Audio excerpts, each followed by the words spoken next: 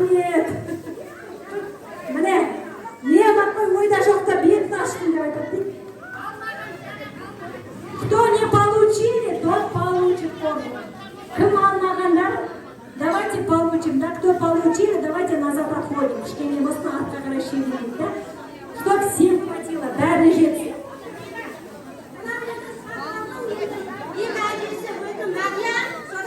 Что такое? Мама қаз келеді қазір.